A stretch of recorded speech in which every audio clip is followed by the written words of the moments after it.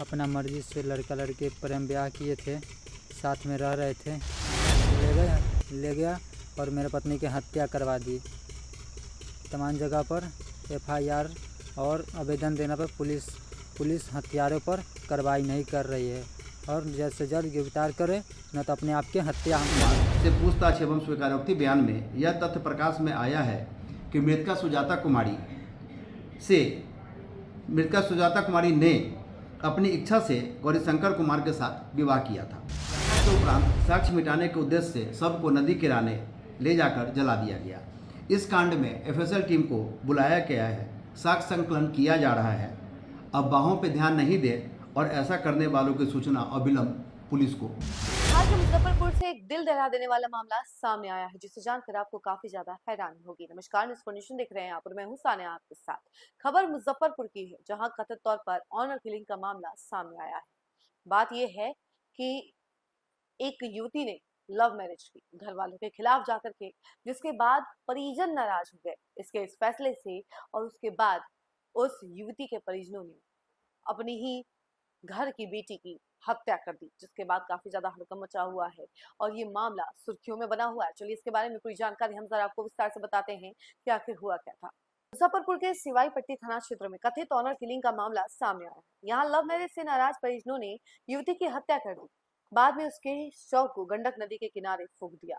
मामले का खुलासा तब हुआ जब मृतका के पति ने सोशल मीडिया पर एक वीडियो जारी कर पत्नी के लापता होने और उसकी हत्या की आशंका जताई, साथ ही आरोपियों की गिरफ्तारी की मांग की। पति का वीडियो सामने आने के बाद पुलिस ने मामले की जांच शुरू की। जांच के दौरान पुलिस ने मृतका के भाई को गिरफ्तार किया। पूछताछ में उसने अपनी बहन की हत्या कर शव जलाने की बात स्वीकार की है। मृतका की पहचान पानापुर गंगवार चक्की निवासी सुजाता कुमारी, जिसकी उम्र महज 22 वर्ष है, वहीं उसके पति गौरी शंकर कुमार, जिसकी उम्र 23 वर्ष बताई जा रही है, सिवाई पट्टी थाना क्षेत्र के घानसोट गांव के निवासी हैं। दोनों के बीच 2020 से अफेयर था।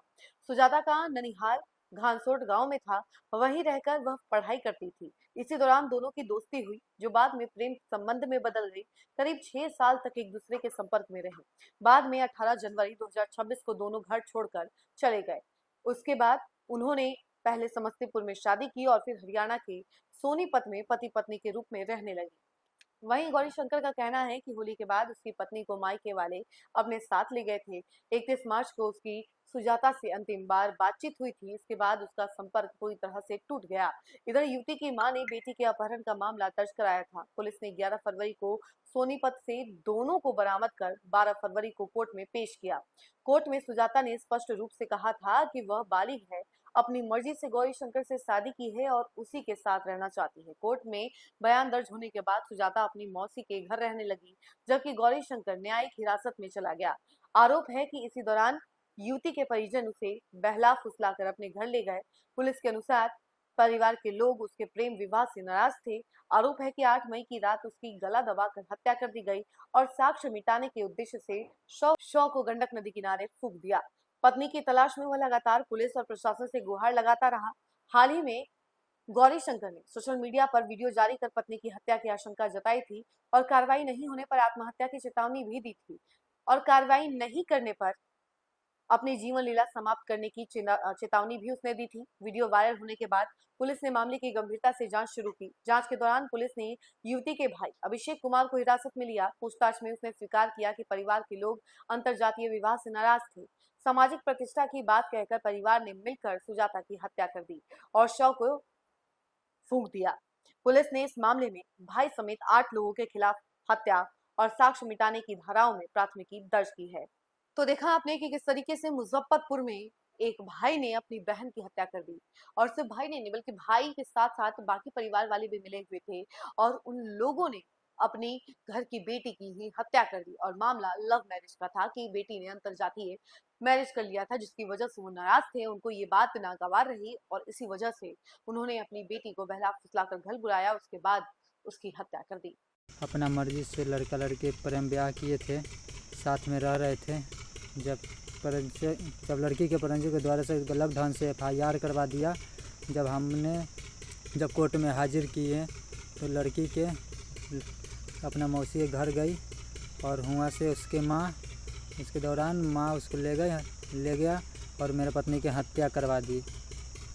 तमाम जगह पर FIR और आवेदन देने पर पुलिस हत्यारों पर कार्रवाई नहीं कर रही है और जल्द से जल्द गिरफ्तार करे, न तो अपने आप की हत्या हम कर लेंगे। विभिन्न समाचार चैनलों एवं सोशल मीडिया प्लेटफॉर्म पर मेरी पत्नी के हत्यारे को पकड़ो, नहीं तो मैं आत्महत्या कर लूँगा संबंधी खबरें प्रकाशित की जा रही हैं। उक्त खबर की जांच कराई गई।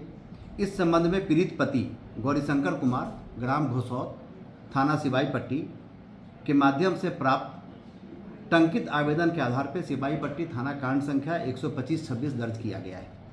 उक्त आवेदन में पीड़ित द्वारा उसकी पत्नी सुजाता कुमारी की हत्या उसके मायके पक्ष के लोगों द्वारा कर देने एवं लाश को छिपा देने का जिक्र किया गया है।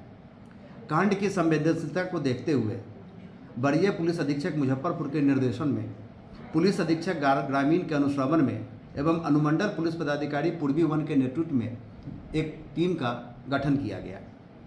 उक्त टीम में थानाध्यक्ष सिपाही पट्टी को भी शामिल किया गया। गठित टीम के द्वारा त्वरित कार्रवाई करते हुए घटना में शामिल नामजद प्राथमिकी अभियुक्त अभिषेक कुमार, थाना सिपाही पट्टी, जिला मुजफ्फरपुर को गिरफ्तार किया गया है।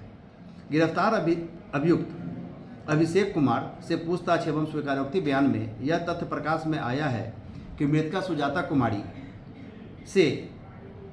सुजाता कुमारी ने अपनी इच्छा से गौरीशंकर कुमार के साथ विवाह किया था। इस संबंध में पूर्व में सिपाही पट्टी थाना कांड संख्या 1826 दर्ज किया गया है। इसमें अपीड़िता को बरामद कर माननीय न्यायालय के द्वारा उसकी इच्छा से अपने रिश्तेदार मौसी के यहाँ जाने दिया गया था। जांच के दौरान यह तथ्य भी प्रकाश में आया है कि मृतका के परिजनों को पुनः यह आशंका थी कि अपहृत सुजाता कुमारी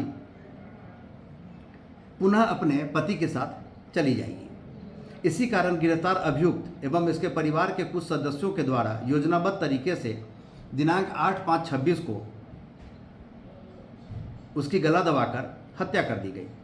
घटना के उपरांत साक्ष्य मिटाने के उद्देश्य से शव को नदी किनारे ले जाकर जला दिया गया। इस कांड में FSL टीम को बुलाया गया है, साक्ष्य संकलन किया जा रहा है। अफवाहों पर ध्यान नहीं दे और ऐसा करने वालों की सूचना अविलंब पुलिस को दे। इस खबर को लेकर आपकी क्या राय है, जरूर बताइएगा कमेंट सेक्शन में और देखते रहें न्यूज़ फॉर नेशन। धन्यवाद।